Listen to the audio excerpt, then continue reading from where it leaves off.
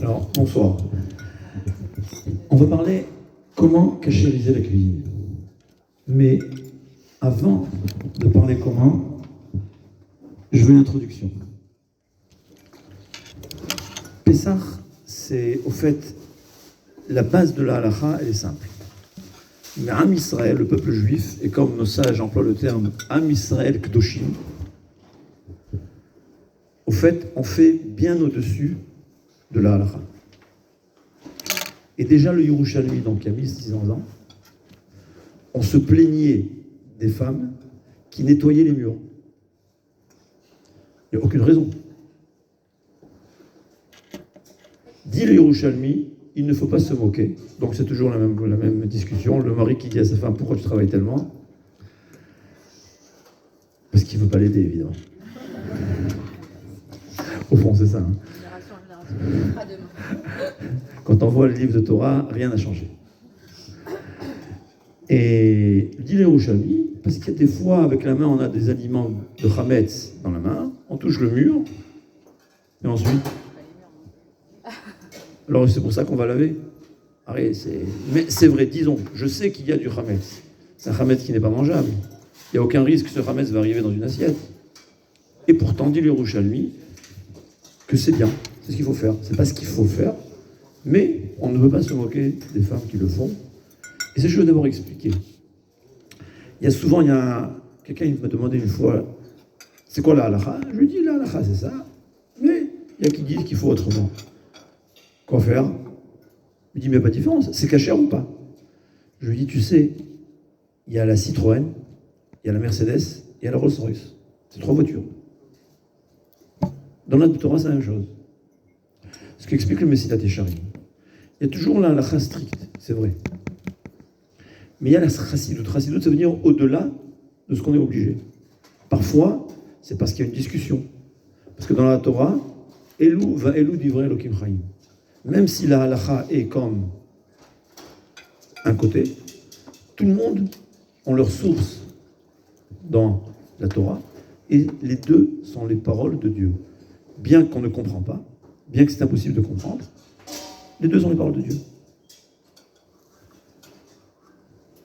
Et à Kadosh Baruch Hu, il a un plaisir qu'on fasse l'idéal.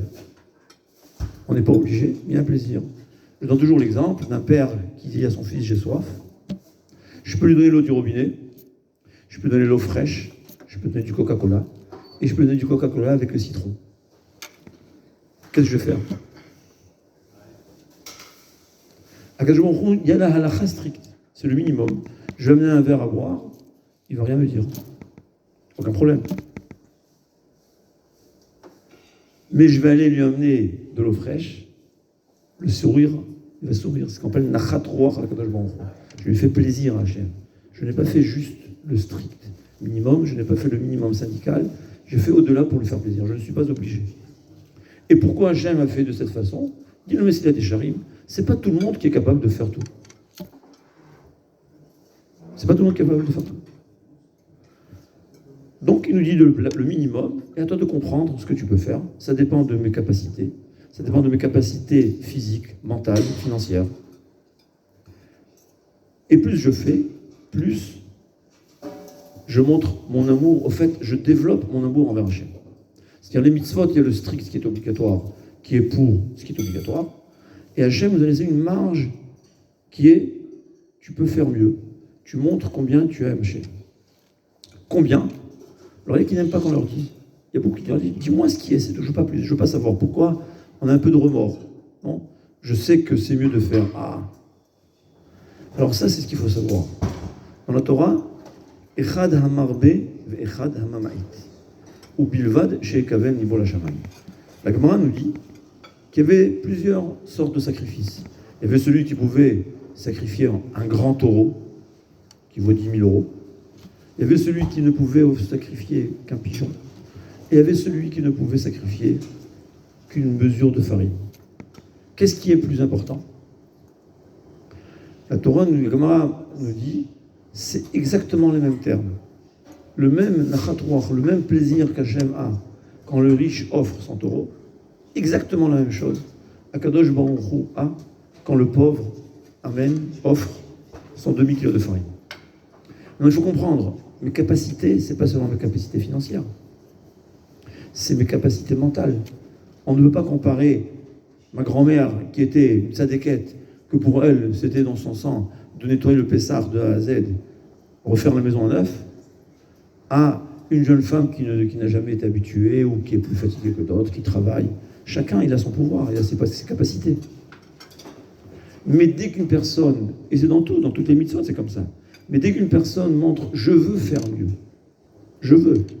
Mon idéal, si je pouvais, j'aurais offert un grand taureau, comme la grand-mère a dit. Mais je n'ai pas les moyens. Je suis occupé. Je ne suis pas habitué. C'est trop difficile. Echad hamarbe ve'echad hamamait, que ce soit un peu ou que ce soit beaucoup, c'est exactement la même chose. Ou bilvad chez Kaven Nibola Shamaï. C'est-à-dire, quand on fait au-delà du minimum, le but est de s'approcher d'Hachem. Si quand je fais un petit effort en plus, je me dis dans mon cœur, ouf, j'ai tout perdu. Et si je dis à Kadosh Baruch Hu, j'aurais voulu faire le meilleur, mais tu me connais, je me connais. Et si je fais un peu trop d'efforts, je vais faire un ouf. Alors je préfère le faire le minimum, sans ouf, plutôt qu'un peu plus avec un ouf. Et bien pour Akadosh Baruch Hu, c'est exactement la même chose. C'est la halakha, il vaut mieux faire un peu avec bonne intention, bonne kavana, que beaucoup sans bonne kavana. Donc il ne faut pas avoir peur quand on nous dit il y a le minimum, il vaut mieux faire, parce qu'il y a beaucoup de halakhot que c'est des mahloket, c'est des discussions. Personne ne peut jurer que la halakha elle est comme l'un ou l'autre. Alors il y a des règles qui nous disent on peut s'appuyer dans certains cas sur celui qui permet. Mais c'est sûr que parfois c'est mieux, parfois il vaut mieux, parfois il faut faire comme l'autre avis. C'est ça la halakha. Alors évidemment, quand j'enseigne à une personne en face de moi, je lui dirai la halakha selon à la tête du client, comme on dit. Mais quand on dit en public, on est obligé de dire toutes les possibilités et à chacun de faire ce qu'il peut en sachant que quand je fais ce que je peux, peu importe quelles sont les raisons de mon pouvoir, c'est exactement la même chose.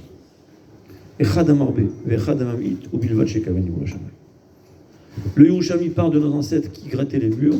Aujourd'hui, je ne sais pas, ma femme elle le fait, je ne sais pas si ma fille va le faire. Mais si on n'a pas les capacités mentales de le faire, pour nous c'est trop difficile. Et arriver le Pessah en se disant waouh, ou Erev Pessah en dit encore waouh, on n'a rien gagné, on est perdu. C'est parce que Hachem il veut.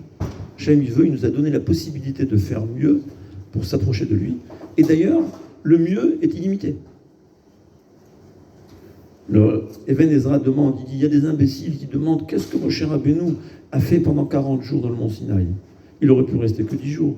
Il dit, mais même si Moshe Rabbeinu était encore 4000 ans, il aurait eu quoi apprendre. Parce que la Torah, c'est illimité. L'amélioration, c'est illimité. Le cœur est illimité. On fait ce qu'on peut, c'est exactement. Mais en cours en public, je suis obligé de dire ce qui est la stricte halakha et ce qui est au-delà. Parfois, il vaut mieux, parfois c'est bien, parfois c'est la coutume. Une deuxième chose, Pessah, on a la coutume, Minhag Israël, de faire bien au-delà de la halakha.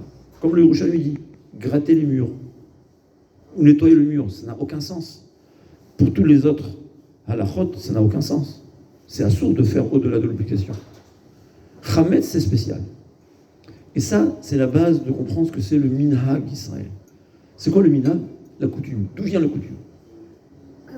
Ce que le sage nous explique, la coutume, c'est ce que l'âme pure ressent. Personne ne peut nous expliquer exactement d'où on sait pourquoi. Mais c'est l'âme qui ressent. Je donne l'exemple. J'ai vu une fois une maman à un enfant handicapé. Elle le comprenait. À peine s'il parlait, il bougeait des yeux, elle comprenait ce qu'il voulait.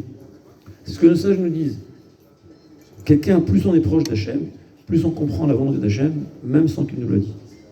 Donc le minhag provient de la pureté de l'âme juive qui comprend que le chametz, bien que on n'a pas besoin de faire, bien que normalement on n'aurait pas eu besoin de faire plus que le minimum, on a l'habitude de faire le maximum, et au-delà de ce qu'on est obligé. Et le Harizal, qui était un grand Mekoubal, nous a expliqué. Il nous dit que celui qui fait attention, et que, à Pessah, il n'aura à manger aucun chametz, même celui qui est permis. C'est-à-dire, d'après la halakha ne nous oblige pas d'aller au-delà de l'obligation. On doit se conduire normalement. J'ai le droit, si une pomme est tombée par terre, de la manger. Mais il y a qui ne vont pas la manger. Pourquoi? Parce qu'il y a une chance sur 1 milliard qu'il y a du chametz.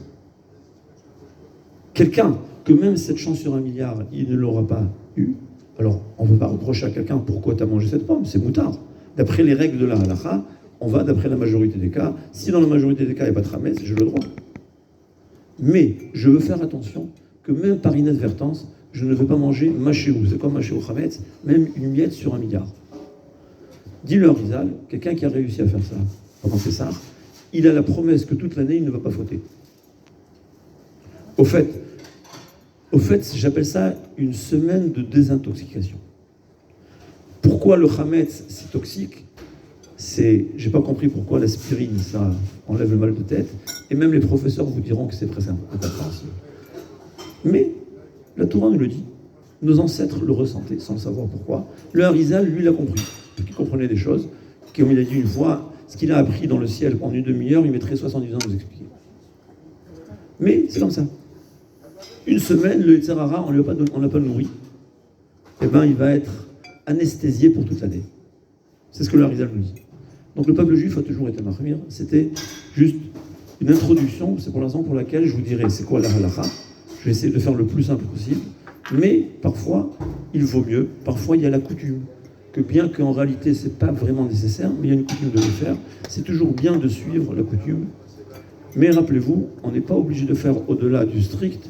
Au-delà du strict, on le fait de bon cœur, avec amour envers Hachem, c'est ça la mitzvah. Sinon, il ne faut pas le faire. Et celui qui ne veut pas faire au-delà de ce qui est strict, juste parce qu'il comprend que c'est son moyen de s'approcher d'Hachem, eh bien, Echad Amarbe, Echad Amamit, ou Bilvad, chez Echavel, Nibol Hashamaim, qu'on fasse un peu ou qu'on fasse beaucoup, c'est exactement la même chose, à condition qu'on le fasse avec la volonté d'accomplir Retzon Hachem, la volonté d'Hachem. On va essayer de parler de la cachérisation de la cuisine. Alors, d'abord, à comprendre c'est quoi la cachérisation, nos sages nous disent, c'est écrit dans la Torah, c'est-à-dire quand les Béné Israël ont fait la guerre à Midian, on avait ramené des ustensiles de Midian, et de là-bas, les Béné Israël ont eu besoin de cachériser, c'est-à-dire de rendre cachères les ustensiles. C'est quoi? Tout ustensile qui a été utilisé à chaud, je précise à chaud, pas à froid, Chachamim nous disent que les parois ont ce qu'on appelle, je traduis en français, avaler le goût de l'aliment qui a été cuit dans l'ustensile. J'ai un cousin de ma femme, très intéressant, allergique au lait, en Israël. Il a mangé une fois un bourricasse qui a été réchauffé dans une plaque de lait propre. La plaque était propre. Il a été pris danger de mort. Il est allergique au lait. Il y avait le goût du lait. Alors, c'est pas tout le monde qui est aussi allergique que lui, et je crois qu'il a même réussi à guérir par Hachem son allergie. Mais voilà, c'est ce que nos sages nous disent. Donc, Chachamim nous dit, tu prends... Bon, hein? Chachamim nous disent, il y a des niveaux d'allergie. Chachamim nous disent, on prend une marmite dans laquelle on a cuit quelque chose de pas cachère, même si ensuite c'est propre, puisque ça a été cuit, les parois de l'ustensile ont avalé le goût de cette viande pas cachère. Si ensuite je vais cuire des pommes de terre dans cet ustensile, on dit qu'il y a le goût de la viande qui sera dans la pomme de terre. C'est vrai que théoriquement, si on avait un spécialiste qui aurait goûté la pomme de terre et il m'aurait dit il n'y a pas de goût, j'aurais le droit de manger la pomme de terre. Mais Chachamim m'ont dit on va prendre une règle générale, puisque Chachamim savent que, sauf exception, je précise, il y a des exceptions, mais sauf exception, rien ne donne le goût plus d'un 60e. C'est possible que même un 10e. On ne sait jamais exactement. Mais c'est la quantité limite. Que même ce qui a un goût très fort, si ce n'est pas une épice, ça va donner 60 fois le goût. C'est la raison que avant d'utiliser, réutiliser cet ustensile, je vais devoir le cachériser. Comment? On va l'utiliser de la même façon que l'aliment, de la cuisson qu'il a interdit. On va refaire cette même cuisson, exactement la même chose, pour refaire sortir le goût qu'il y avait dans la marmite. C'est la raison pour laquelle, en gros, il y a 3 sortes de façons de cuire. Il y a aussi c'est plus compliqué. Il y a ceux qui savent, Richard Kishni, je ne rentre pas dans les détails parce que c'est trop compliqué. Il y a ce qui est cuit directement sur le feu. Par exemple, une plaque dans le four. On a mis un gâteau sur la plaque. Comme ça a été cuit sans liquide, la seule façon de le cachériser, c'est de le brûler au feu, au chalumeau. Dire à Moshe Feinstein, il faut que ce soit 370 degrés. C'est un minimum. Moins de 370 degrés, on ne peut pas réutiliser, parce que ça a été fait utiliser directement sans liquide. Si c'est cuit dans un liquide, la marmite donc directement sur le feu dans un liquide, pour cachériser, on va devoir remplir la marmite avec un liquide. Il faudra que ça bouillit. C'est pas réchauffé. Il faudra que ça bouillit jusqu'à donc 100 degrés. Et une fois qu'il y a les ébullitions, que ça bouillit, on sait que la marmite, elle est cachère. D'ailleurs, comment on fait concrètement pour cachériser une marmite? On n'a pas besoin de tremper la marmite dans sa totalité dans un grand ustensile. Je vais remplir la marmite jusqu'au bord, ça va déborder, et on sait que les parois aussi ont été cachérisées. C'est comme ça qu'on le fait. Et une façon encore plus facile, ce qui n'a pas été directement utilisé sur le feu. Enfin, théoriquement, un verre. Ouais. J'utilise toujours, on verse, un verre par exemple qu'on utilise avec le lait. Ouais. Je verse le maximum que j'ai versé du lait chaud dans mon verre. Donc mon verre n'a jamais été en contact directement bouilli sur le feu. Donc pour le cachériser, on va se contenter de verser de l'eau bouillante dans le verre, et le verre il est cachère. Pardon ? Sauf quand on fait chauffer au micro. Très bien, c'est pour ça qu'aujourd'hui c'est un peu théorique ces questions, parce qu'aujourd'hui on a le micro. Et il y a toujours même découvert en principe une cuillère, une fourchette, mais parfois on fait entrer à l'intérieur de la marmite. Donc c'est théoriquement, c'est un peu théorique, c'est pour ça. On verra, d'accord ? En tout cas, non, il y a peut-être encore une règle, je ne veux pas trop compliquer les choses.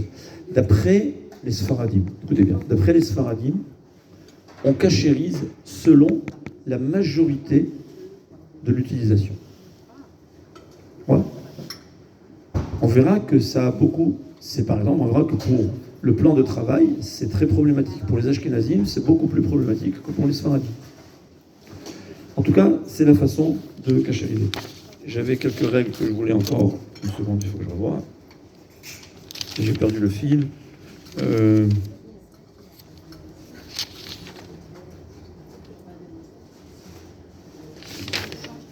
bon. Très bien. Bon, je crois que j'ai dit les règles générales. Maintenant, il y a encore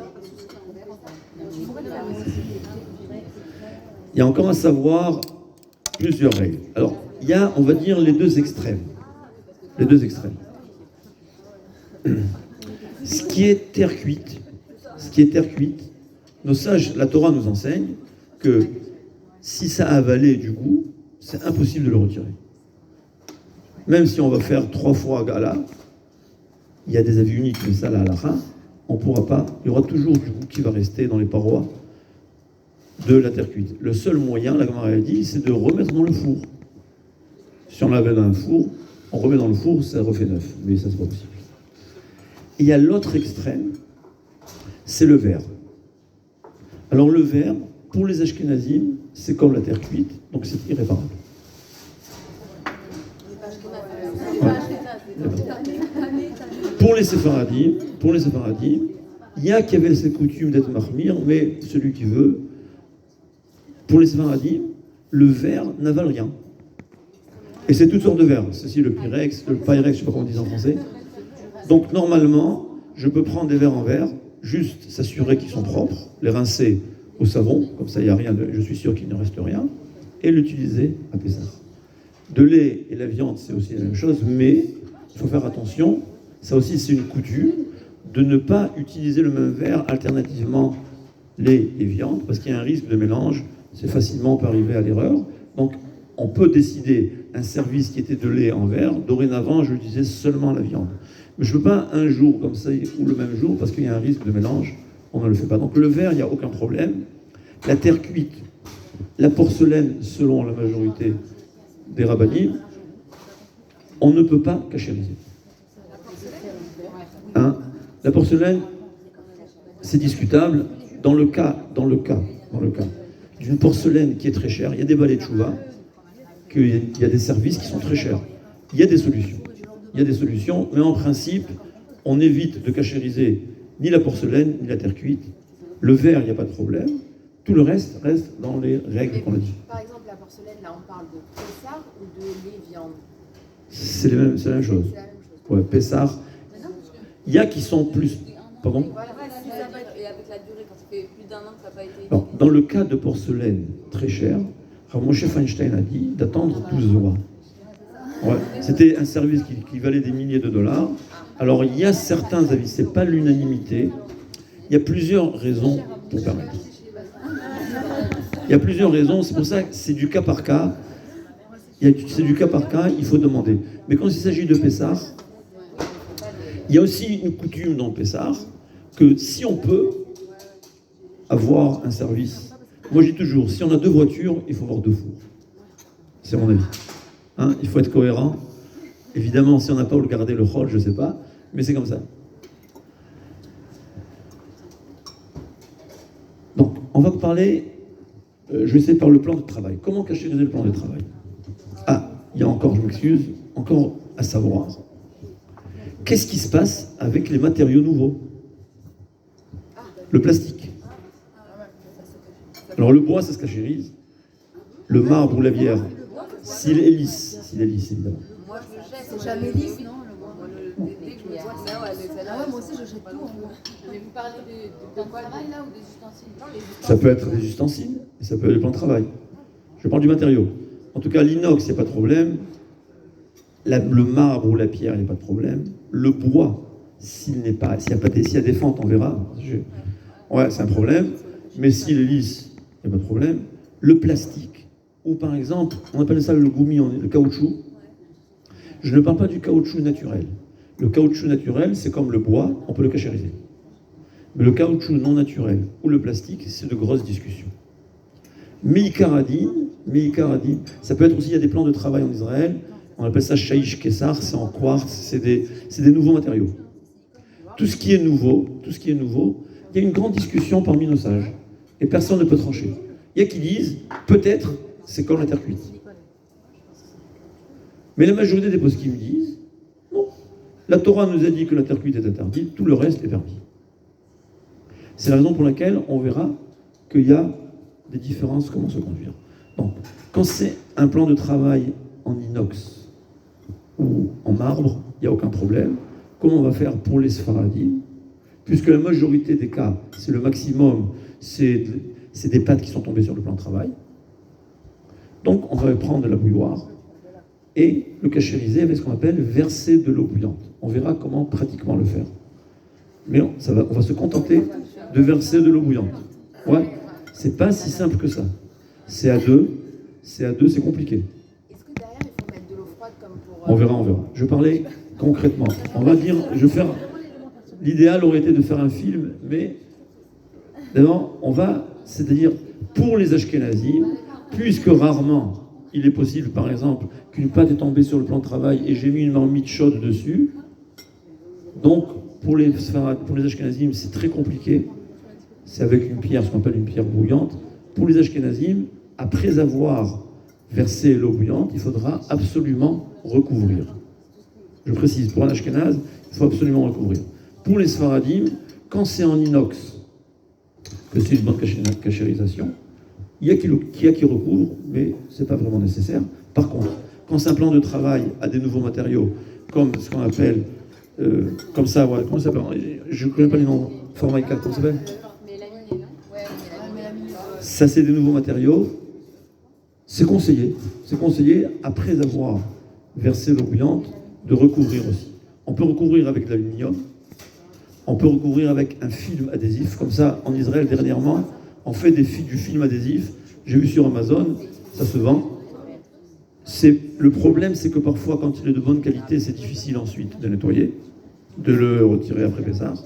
Alors une fois, j'ai acheté, ils avaient la pub, c'était que ça s'enlève facilement, mais ça s'enlevait tellement facilement que ça s'est enlevé même pendant Pessah. Donc, c'est à vous de choisir. Mais c'est plus pratique que l'aluminium, parce que l'aluminium, il y a de l'eau qui s'infiltre. Donc, je répète, en inox ou en pierre, on n'a pas besoin de recouvrir. Pour un ashkénaze, il devra recouvrir quoi qu'il en soit. Quand c'est un autre matériau, il vaut mieux recouvrir. Et c'est un minag, c'est une coutume, vous allez voir dans toutes les maisons, c'est une des photos de Pessah où c'est recouvert. D'accord? Donc c'est un minag. Maintenant, comment on peut en faire concrètement? Alors ça, il faut savoir, il y a plusieurs règles à savoir pour cachériser. Premièrement, il faut que ce soit totalement propre. Parce que s'il y a la moindre saleté, l'eau que je vais verser ne va pas atteindre sous la saleté. Deuxièmement, quand il s'agit de verser de l'eau, il faut que ce soit totalement sec. Parce que s'il y a de l'eau déjà qui n'est pas chaude, je vais verser de l'eau bouillante, elle va se refroidir au lieu de réchauffer, elle va se refroidir. Et troisième règle, qui est la première au fait, il faut toujours attendre 24 heures avant la cachérisation. Pourquoi? On peut cachériser si on a attendu moins de 24 heures de la dernière utilisation, mais c'est tellement compliqué et parfois même impossible. Donc d'avance, on attend 24 heures avant de cachériser, c'est-à-dire on n'utilise pas à chaud, évidemment. On peut utiliser à froid, mais on n'utilise pas à chaud 24 heures avant. Celui qui a une urgence, il faudra téléphoner au Rav et il vous dira comment faire parce que c'est trop compliqué. Donc, première règle, on attend 24 heures, propre et sec. Sec dans le cas où je verse de l'eau, je verse. Si je veux le tremper dans une marmite d'eau bouillante, peu importe s'il est sec ou pas, il doit rester propre, mais il n'a pas besoin d'être sec. Deuxième chose qu'il faut savoir, si je verse de l'eau bouillante, on considère que le goût interdit a été rejeté, mais si je laisse l'eau bouillante stagner, cette eau bouillante dans laquelle il y a du goût interdit, il va à nouveau provoquer que le plan de travail va avaler à nouveau. Alors, a posteriori, il n'y a pas de problème. Si on a oublié, il n'y a pas de problème. Mais, a priori, il faudra toujours, donc c'est à deux, on verse de l'eau bouillante, et derrière moi, il y a quelqu'un, moi je fais, c'est moi qui verse l'eau bouillante, et il y a mes enfants qui sont derrière moi avec de l'eau froide. Par contre, ce qu'il faut savoir, et là c'est un problème, parce qu'on n'a pas une bouilloire qui va contenir suffisamment d'eau pour faire tout le plan du travail en une fois. Donc on va faire partie par partie. Mais il y a souvent, par exemple, j'ai versé ici la première partie, il y a de l'eau qui a coulé ici, mais elle n'est pas coulée toute la partie. Donc je suis sûr que jusqu'ici, j'ai cachérisé. Mais pour continuer à cachériser, il faudra qu'à partir d'ici, c'est sec. Donc il faudra enlever l'eau, toute l'eau, et sécher avant de continuer. C'est la raison pour laquelle il y a une coutume de en plus couvrir. Ouais. On couvre en plus, comme ça on est sûr, même si on n'a pas réellement fait notre travail, alors même quand c'est en inox, on préfère recouvrir. Mais voilà, si je suis sûr que j'ai bien fait mon travail, il n'y a aucune nécessité de recouvrir, sauf comme je vous ai dit, dans les matériaux nouveaux, c'est mieux. Je dis, c'est bien de recouvrir aussi. Ça c'est pour le plan de travail. J'ai été clair? Maintenant, l'évier. Alors je pense qu'en France, la majorité des éviers, ils sont en inox. L'inox, c'est pas de problème. Donc on va verser de l'eau bouillante. Pour les ashkénazim, ça revient au même problème. Ouais, pour les ashkénazim, c'est le même problème parce que parfois, il y a vraiment bouillant. Donc chez les ashkénazim, vous savez comment ils font quand on inox. Il y a des gens qui, c'est leur travail. Ils viennent avec, ils appellent ça un ressort électrique.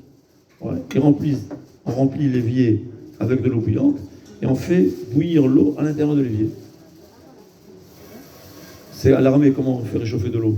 Ils appellent ça un kfis, un ressort, parce que ça a une forme ronde comme ça. Tu mets dans l'eau, ça réchauffe. Mais pour les sfaradim, on n'a pas besoin. On va se contenter de verser de l'eau. Mais là aussi, il faut faire attention. Donc il faudra du bas vers le haut. Parce que si je fais le haut, il faudra toujours sécher. Donc il faut toujours, rappelez-vous, on peut avec de l'eau en versant de l'eau. Pour un ashkénaze, ou bien quand l'évier est en porcelaine, que là, le porcelaine, selon beaucoup, il est incachérisable. Alors, on va verser.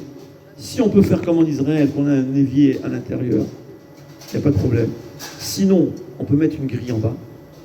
Mais sinon, faire attention à deux choses. Qu'aucun aliment ne touche les parois de l'évier Et faire attention que si je mets une marmite, que la marmite ne soit pas brûlante. D'accord? Donc je répète, si c'est en inox, on peut cachériser, il n'y a aucun problème. Si c'est en porcelaine, ou bien pour un ashkénaze, il faudra faire ou bien mettre quelque chose qui va séparer les parois de l'évier avec quand je dépose quelque chose. Donc on peut mettre une grille. Et si j'ai pas ça, il n'y a pas de problème, mais faire attention que des aliments ne touchent pas les parois de l'évier, parce que parfois il suffit que c'est un peu chaud, ou bien une marmite qui est brûlante, ne pas la déposer directement dans l'évier. Ça, c'est le plan de travail, l'évier. Le granit, c'est une discussion. Donc, hein? On peut recouvrir, mais je ne sais pas si ça se recouvre. Si on peut recouvrir, c'est l'idéal. Si on peut mettre un film adhésif.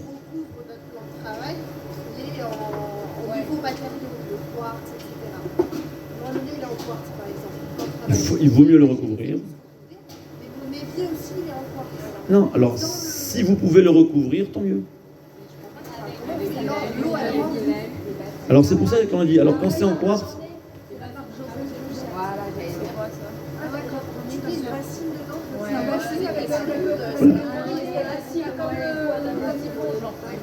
en Israël, il y a des bassines qui se vendent. Ici, je sais pas. En réalité, c'est faisable. Tu achètes une bassine, tu fais un trou. Ouais.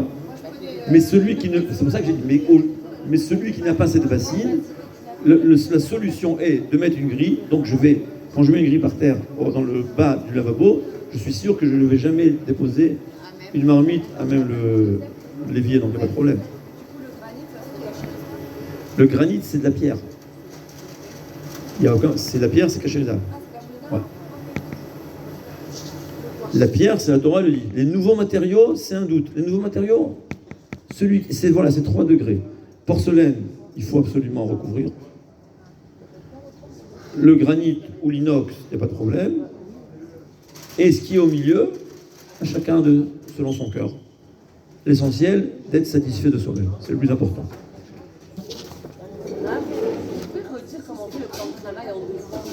Le plan de travail, ce qui est très important, c'est que, puisqu'on ne fait que verser de l'eau, donc il faut que ce soit sec. Alors disons, j'ai un plan de travail de 2 mètres de long. Ouais. Ma bouilloire ne suffit que pour environ 1 mètre. Donc j'ai versé, c'était 1 mètre et un peu plus. Ouais. Je suis sûr qu'1 mètre a été recouvert de l'eau bouillante, et ça a dépassé. Maintenant, ce qui a été dépassé, c'est pas tout, au-delà d'1 mètre, c'est pas tout qui a été recouvert d'eau bouillante. Donc, qu'est-ce que je vais faire? Je vais devoir recommencer du 99e centimètre jusqu'à la fin du plan. Pardon? Voilà, il faut que, à partir du 99e centimètre, j'ai enlevé l'eau et séché. D'accord? Parce que le 99e, au fait, il va faire deux fois cachérisé. Parce que je ne peux pas prendre le risque. D'accord? Et aussi important qu'il y ait derrière moi quelqu'un qui verse de l'eau froide.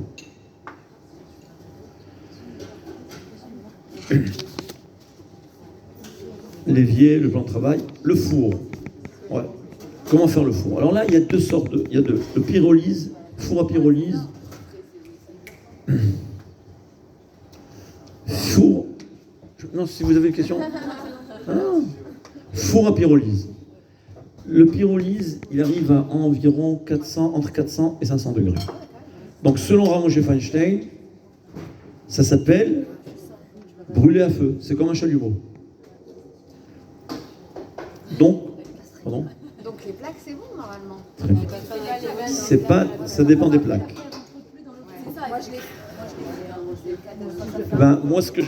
Moi j'ai pyrolyse, mais on peut acheter les plaques spéciales. Voilà. Il y a des plaques qu'on peut laisser dans la pyrolyse, qu'on peut les passer à la pyrolyse, et des plaques que non.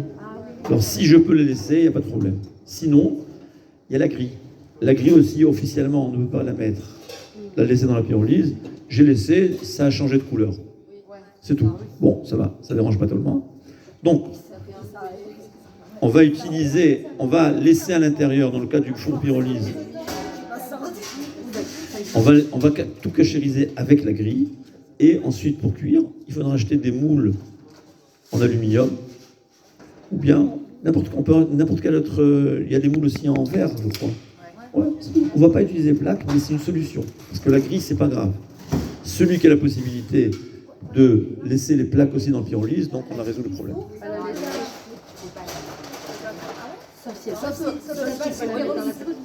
Et la grille, on n'est pas obligé de la... Non, la grille, je vais la cachériser. Si je laisse dans la pyrolyse, c'est comme le chalumeau. Ouais, c'est comme un chalumeau. Seulement, même les grilles qui ne sont pas faites pour la pyrolyse, ce qui s'est passé, ça a changé de couleur. Ça noircit. C'est pas grave. Mais une plaque que je mets, je ne sais pas ce qui va se passer. Enfin, je préfère pas mettre la plaque. Mais une fois que j'ai les grilles, une fois que j'ai la grille, il n'y a pas de problème. C'est pareil, je pense, plaque et grille, je pense que c'est pareil. Hein. Non, la plaque, elle a une couverture, elle a une couverture que je ne sais pas ce qui va se passer. Si les fabricants ils disent de quoi Non. Non, mais il y a des plaques. Je sais que Bosch, moi j'ai mon four Bosch, on peut acheter des plaques qui passent à la pyrolyse. Je sais pas. Ouais, c'est explicite. Ça coûte un peu plus cher. C'est des plaques dans Bosch, en tout cas, c'est des plaques que tu peux laisser, qui sont nettoyables dans la pyrolyse. C'est apparemment un matériau différent. Mais en tout cas, la solution, c'est la grille. Ce qui est faisable, et là c'est encore mieux, c'est si on peut changer le joint. Le joint, il a un problème. Alors ça, c'est au mari de le faire. Moi, ce que j'ai fait, j'ai démonté le joint, j'ai bien nettoyé, parce qu'il y a de la graisse, et remis. Pardon ? d'accord. Parce qu'au fait, c'est pas un contact. L'avantage, il est dans tout ça, c'est que l'aliment n'est jamais en contact direct avec les parois. Là aussi, pour le four, il y a le verre. Pour un ashkénaze, c'est un peu plus problématique. Ouais, parce que les parois sont en verre. Donc pour les ashkénazim, c'est discutable.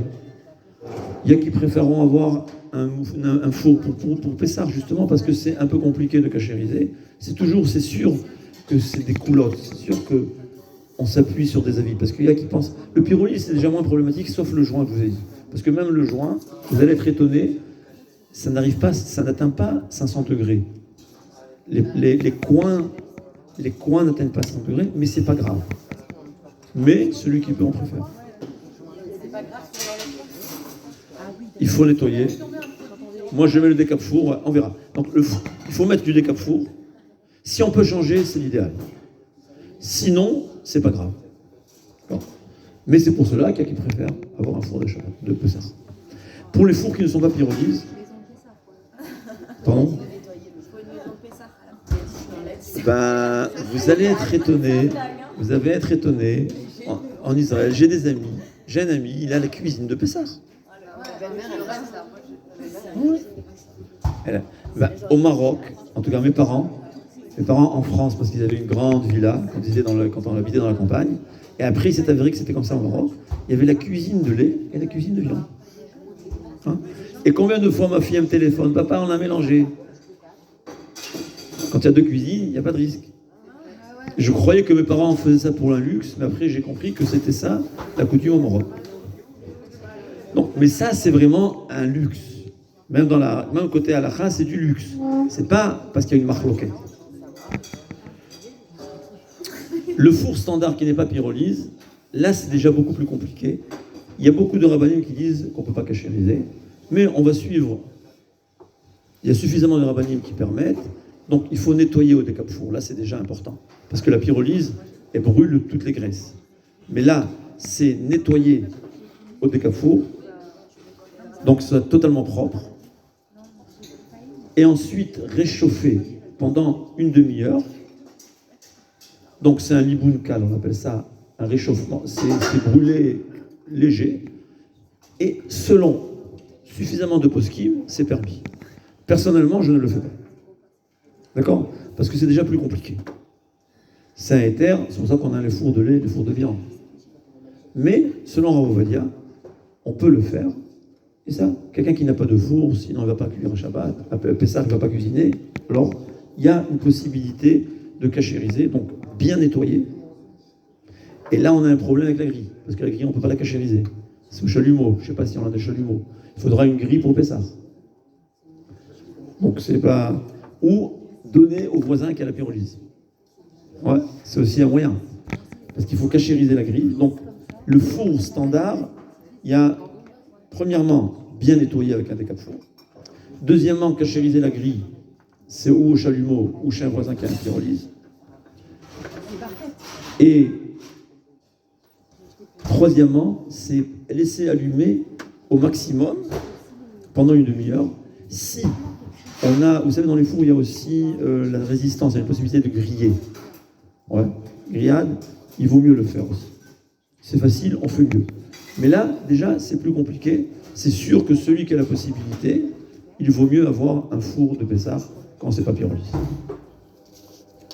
Le micro-ondes, par contre, là, c'est un gros problème. C'est une discussion. Comment cachériser un micro-ondes?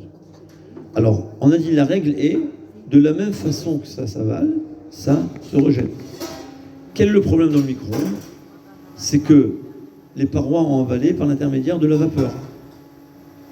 Est-ce que une paroi qui est avalée, entre guillemets, par de la vapeur, elle va rejeter par la vapeur? C'est quelque chose que nos sages n'ont pas parlé. Mais on en a parlé, c'est une discussion. Il y a qui permettent, il y a qui interdisent. Dans ces cas-là, on évite d'utiliser, mais celui qui veut, on peut s'appuyer sur ceux qui disent comment on va faire, bien nettoyer évidemment, mettre de l'eau bouillante, attendre 24 heures, bien nettoyer, mettre de l'eau avec un peu de javel qui va rendre l'eau qui n'a aucun goût, qui a un mauvais goût je veux dire, et faire bouillir jusqu'à ce que ça remplisse de vapeur. Il y a qui permet de cachériser de cette façon. C'est une discussion, est-ce que c'est pratique ou pas? Maintenant, pourquoi on se permet? Parce qu'il faut savoir que tout ce que la Torah a interdit, c'est quand le goût qui a été donné est un bon goût. C'est-à-dire, si j'ai pris une marmite, j'ai cuit de la viande, et ensuite j'ai mis de la pomme de terre elle aura un arrière-goût de viande, c'est quelque chose de bon. Mais passé 24 heures, il n'y a pas un bon goût. Mais quand même, nos sages ont interdit. Pourquoi? Parce que tu dis à quelqu'un, au bout de 24 heures c'est permis, 23 heures ça veut devenir 24 heures. Ouais, c'est facile d'arriver à l'erreur, donc Rachamim ont interdit. C'est la raison pour laquelle, dans un cas d'un four à micro-ondes, puisqu'on a une discussion entre nos sages, après 24 heures, on peut se permettre, mais c'est déjà, voilà. Le pyrolyse, il y a qui achèteront même pyrolyse pour Pessah, ça c'est du luxe. Le four standard, on peut le cachériser. Le micro-ondes, il vaut mieux ne pas cachériser, mais celui qui veut, Yeshlo al Minismo, il peut le faire. Il y en a beaucoup qui disent aussi on peut le cachériser, mais on couvre quand même les aliments. C'est vrai, c'est vrai. Et qui disent que même après que tu as cachérisé, vous avez même fait de me rappeler, on couvre. Personnellement, rarement quand j'ai besoin, par exemple, moi mon micro-ondes il est Pessari, il est de viande. Mais quand on a un enfant avec, on veut réchauffer, alors là bon mes enfants ils sont grands, mais quand j'étais petit on voulait réchauffer le biberon, alors je mettais 2 sachets. Voilà. Un sachet à l'intérieur d'un autre, comme ça je suis sûr, c'est une mesure de précaution, mais il faut le faire seulement rarement. Pourquoi? Parce que si on le fait constamment, on risque des fois d'oublier. Il y a des choses que Rachamim ont permis quand c'est rarement, mais quand c'est constamment, on risque d'arriver à l'erreur. Donc les poskim me disent, voilà, c'est-à-dire c'est aussi une mesure de précaution. J'ai recouvert, j'ai attendu 24 heures, il y a des poskim qui disent que c'est cachérisable, alors on va s'appuyer sur les avis qui cachérisent, qui rendent cachère.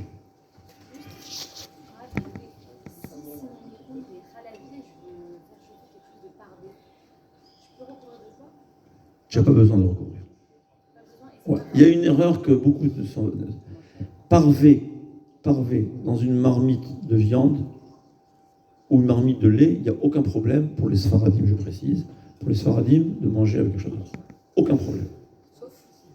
Il n'y a pas de sauf. Non, s'il y a du haris. Le Kaf HaChaim, d'après Rav Ovadia, même c'est Bagnon, pas de problème. J'ai étudié le